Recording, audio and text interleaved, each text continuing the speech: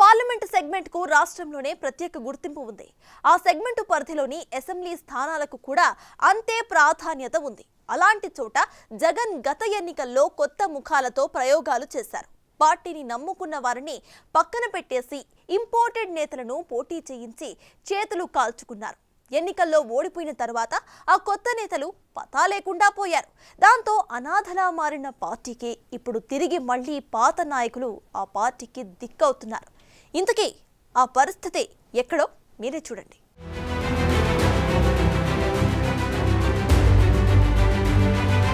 Hindupuram parliament నియోజకవర్గం ఉమ్మడి అనంతపురం జిల్లాలో హిందూపురానికి ఒక ప్రత్యేక గుర్తింపు ఉంది. దాదాపు జిల్లాలోని కీలక నియోజకవర్గాలన్నీ దాని పరిధిలోకి వస్తాయి. రాప్తాడు, ధర్మవరం, పెనుగొండ, హిందూపురం లాంటి కీలక అసెంబ్లీ నియోజకవర్గాలు ఆ లోక్సభ నియోజకవర్గం పరిధిలోనే ఉన్నాయి. ఆ నియోజకవర్గాలన్నీ టీడీపీ ఆవిర్భావం నుంచి ఆ పార్టీకి అత్యంత పట్టున్న ప్రాంతాలు. హిందూపురం నుంచి టీడీపీ వ్యవస్థాపక అధ్యక్షుడు నందమూరి తారక రామారావు పోటీ చేసి గెలవడంతో ఆ సెగ్మెంట్ రాష్ట్ర వ్యాప్తంగా ఫోకస్ అయింది. హిందూపురంలో ఇప్పటివరకు టీడీపీ ఓడిపోలేదు. నందమూరి బాలకృష్ణ ఎప్పటికప్పుడు తన మెజారిటీని రెట్టింపు చేసుకుంటూ గత ఎన్నికల్లో అక్కడ హ్యాట్రిక్ విజయం సాధించారు. హిందూపురం అసెంబ్లీ ఎన్నికల ఫలితాల ప్రభావం హిందూపురం ఎంపీ స్థానంపై కూడా అనేక సార్లు పడింది. అలాంటి హిందూపురంలో 2019 ఎన్నికల్లో వైసీపీ ప్రయోగాలు చేసి సక్సెస్ సాధించింది. హిందూపురం నుంచి బీసీ కార్డు ప్రయోగించి వివాదాస్పద పోలీస్ అధికారి గోరంట్ల మాధవ్ను బరిలోకి దింపి విజయం కైవసం చేసుకుంది.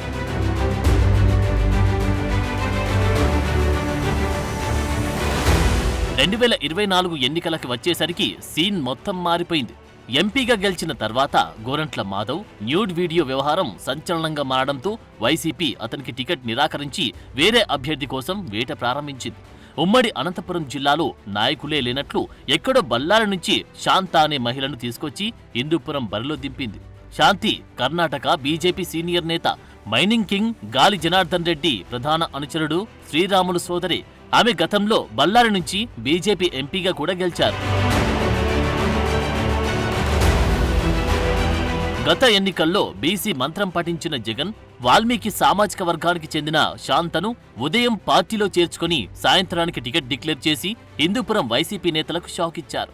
ఎప్పుడో 2009లో ఒకసారి ఎంపీగా గెలిచి తర్వాత రాజకీయాలకు దూరమై ఇంటికి పరిమితమైన శాంతను తీసుకొచ్చి తమపై రుద్దడాన్ని హిందూపురం వైసీపీ నేతలు తీవ్రంగా వ్యతిరేకించారు.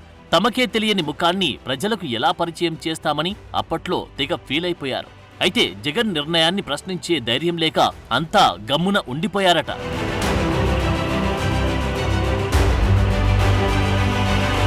శాంత అభ్యర్థిత్వాన్ని మార్పించాలని కొందరు తాడేపల్లి ప్యాలెస్కు కూడా వెళ్ళొచ్చారంట. అయినా ప్రయోజనం లేకపోవడంతో ఆమెతోనే ప్రచారంలో పాల్గొన్నారు. ఆమె ఎవరు అని ప్రజలు అడుగుతుంటే పరిచయం చేయడానికి నానా పాట్లు పడ్డారు. జిల్లాలో అంతమంది వాల్మీకి వర్గం నేతలు ఉండగా ఎక్కడో బళ్ళారి నుంచి తీసుకువచ్చి శాంతను పోటీ చేయించడంతో ఆమెను పరిచయం చేయడానికే సగం రోజులు సరిపోయాయని హిందూపురం వైసీపీ నేతలు ఇప్పటికీ చెప్పుకుంటుంటారు. టీడీపీ కూడా గట్టి అభ్యర్థిని నిలబెట్టడంతో అప్పుడే సగం ఓటమి ఖరారైపోయిందని పలువురు నేతలు ప్రచారానికి దూరమయ్యారంట. టీడీపీ తరపున కురుబ సామాజిక వర్గానికి చెందిన సీనియర్ నాయకుడు బీకే పార్థసారథి పోటీలో నిలవడంతో ఆ ఎఫెక్ట్ అసెంబ్లీ స్థానాలపై కూడా పడింది. హిందూపురం ఎంపీ స్థానంతో పాటు దాని పరిధిలోని 7 అసెంబ్లీ స్థానాలను కూటమి కైవసం చేసుకుంది. ఇంకేముంది, భారీ తేడాతో ఓటమి పాలైన బళ్ళారి శాంత తిరిగి బళ్ళారి వెళ్లిపోయారు. సీన్ కట్ చేస్తే ఇప్పుడు హిందూపురం పార్లమెంట్ సెగ్మెంట్లో వైసీపీకి నాయకుడే లేకుండా పోయాడు. ఓటమి తర్వాత శాంత బళ్ళారికే పరిమితమై కనీసం తమ వైపు కన్నెత్తి కూడా చూడడం లేదని స్థానిక వైసీపీ శ్రేణులు వాపోతున్నాయి. ఎన్నికలు ముగిసిన తర్వాత కనీసం చుట్టపు చూపుగా ఒక్కసారి కూడా ఆమె హిందూపురంలో కనిపించకపోవడంతో ఆమె వైసీపీలో ఉన్నారా లేదా అన్న సందేహం వ్యక్తం చేస్తున్నారు.